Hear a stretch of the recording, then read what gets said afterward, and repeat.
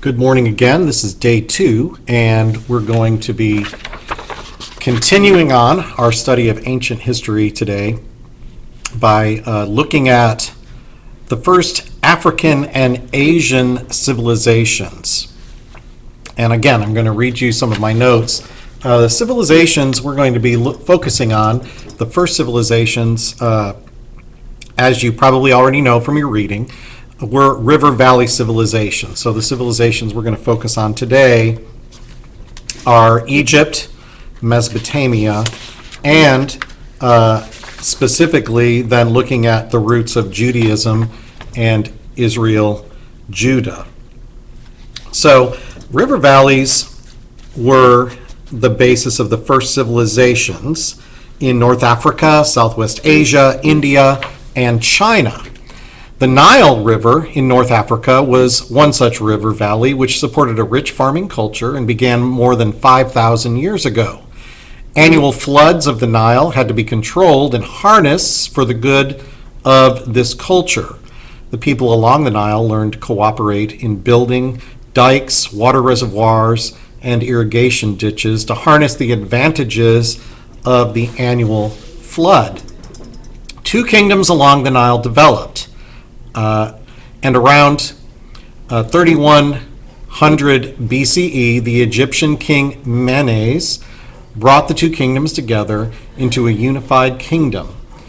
Now, Egyptian history has come to be understood in three main divisions, and your book tells you it's the Old Kingdom between 2575 BCE and 3130 BCE, the Middle Kingdom between about 1938 BCE to 1630 BCE, and then New Kingdom Egypt from 1539 BCE to 1075. Now, the Old Kingdom Egyptian pharaohs focused on building a strong centrally controlled state, as well as on monument building. The massive pyramids of Egypt were built during this time. Middle and New Kingdom Egypt experienced much contact with other nations through trade and warfare. Contact among these various nations brought about what is called cultural diffusion, and that cultural diffusion spread and exchanged ideas throughout the ancient Middle East and North Africa. Egyptian pharaohs like Hatshepsut and Ramses II were empire builders whose reach extended as far as the Euphrates River, but Egyptian power declined after Ramses II in the face of other empires competing for power. Ancient Egyptians are probably best known for their burial practices, which have preserved much of the history of Egypt and is revealed through archaeological discoveries. Egyptians were polytheistic, worshiping many gods and goddesses, usually based on nature. They believed in an afterlife. Tombs of the rich, nobility, and royalty were filled with treasures that would be needed in the journey of the afterlife. Society was organized with the pharaoh, considered a god king at the top, along with the royal family. Nobles were under the pharaoh and fought to support the regime, and a merchant class was next. Farmers and slaves were at the bottom of society. And that's about as detailed as we're going to get on Egypt. As I've told you before, this is largely a modern history course, so we're just doing a broad overview of ancient history. Now, Mesopotamia is next. In Southwest Asia, northeast of Egypt, lies an area between the Tigris and Euphrates rivers called Mesopotamia, which literally means the land between the rivers. This area is also called the Fertile Crescent because of the rich farmland that is created by annual flooding of the rivers in this area. Naturally, a civilization also developed here. Unlike the annual and more predictable floods of the Nile, the floods of the Tigris and Euphrates were often unpredictable because the source of floodwaters was far up in the mountains of modern Turkey to the north. Nevertheless, city-states developed in this area, forming a significant civilization. Controlling the floodwater was key to this development.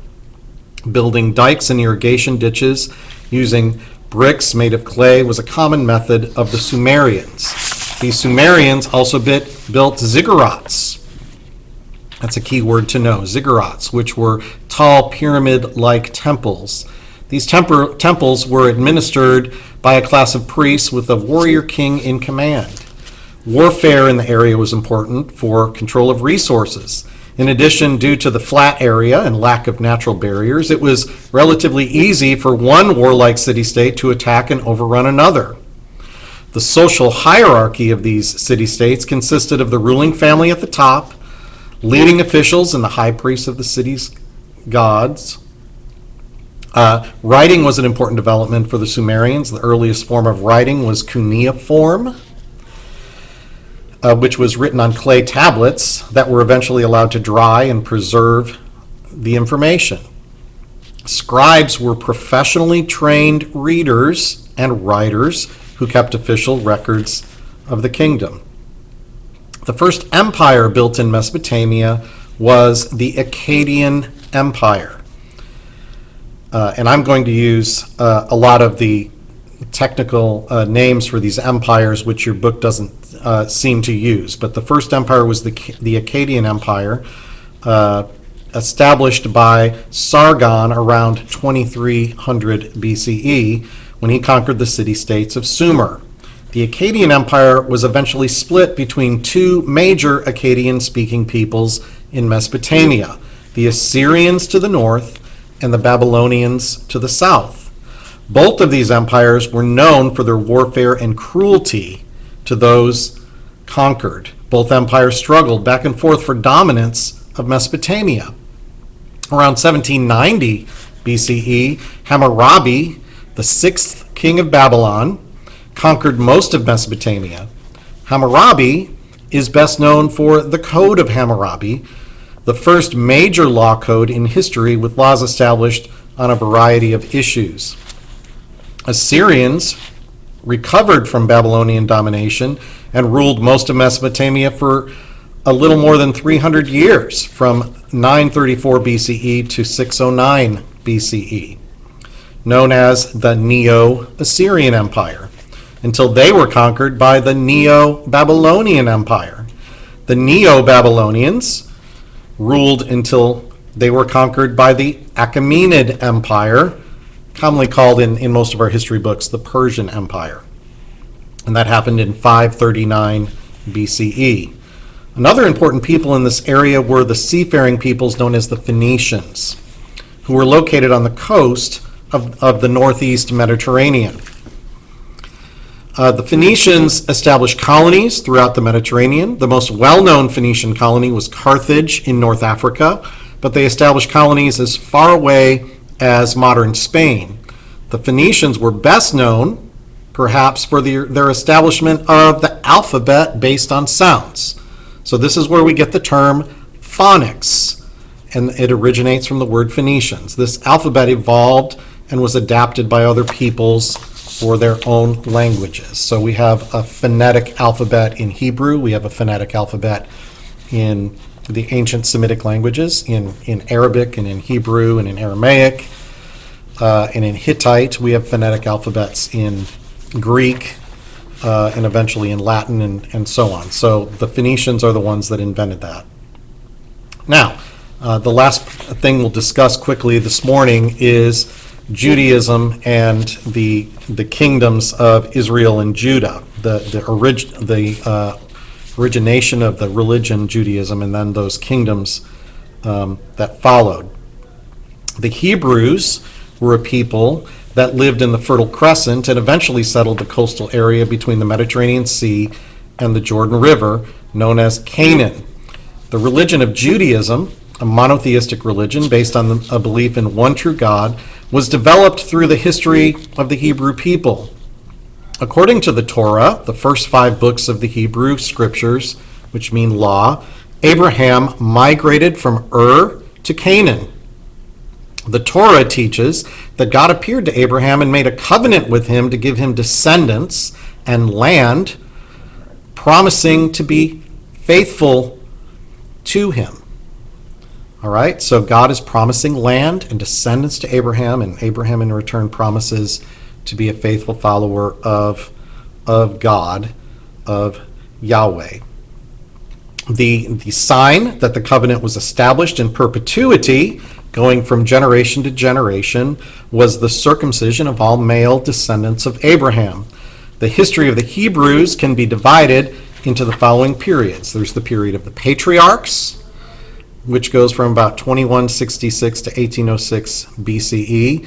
The Exodus period, which has a couple of dates that they think it may have happened. There's an early date, which is preferred by a lot of historians, from 1412 to 1403.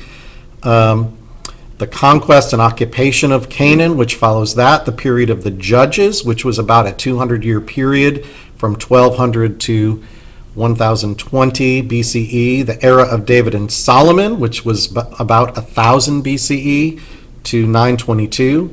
The divided monarchy from 922 to 587 BCE.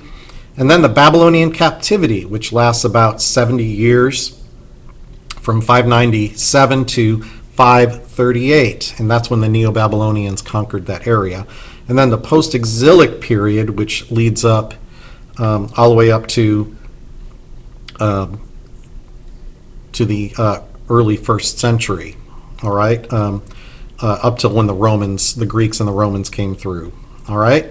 So, Torah teaches that the descendants of Abraham, Jacob and his 12 sons, migrated to Egypt to escape a famine. Eventually, the Hebrew people were enslaved by the Egyptians. Moses, a Hebrew who was adopted by Pharaoh's daughter and raised as a prince in Egypt, rejected his Egyptian identity and identified with the Hebrews.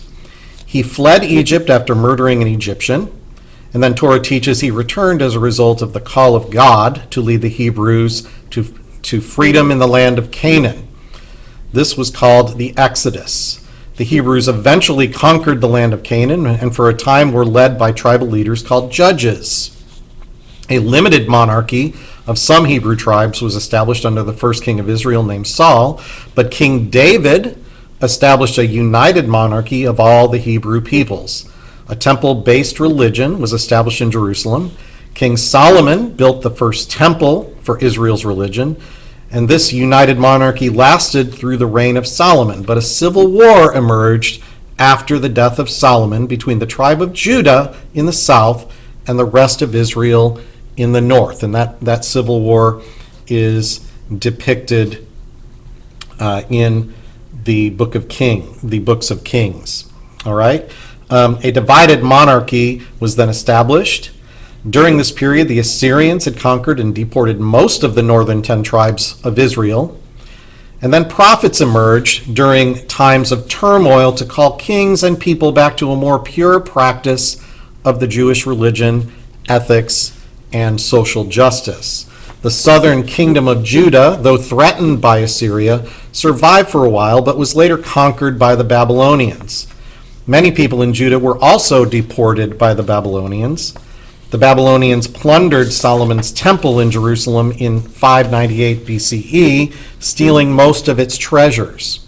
A second siege of Jerusalem happened in 587, destroying the temple and burned it along with most of Jerusalem. And that's in 2 Kings chapter 25. The Jewish religion, as it came to be called in exile, then became a synagogue-based religion, practicing Judaism without the existence of a temple, and that's very significant. People in exile tended to group together and form what were called synagogues, and that's the origination of the synagogue. Eventually, the Babylonians were conquered by the Persian Empire. The discovery of the Cyrus cylinder, an official Persian record, confirms the Hebrew Bible's account that Cyrus allowed the return of captive Jews to their homeland, as well as other captive peoples across the empire. He also authorized the building of the Second Temple in Jerusalem. Persians were later defeated by the Hellenistic or Macedonian Greek armies of Alexander the Great. Alexander's successors were not as tolerant of the Jewish religion as the Persians and attempted to introduce Greek religion to the Jewish nation.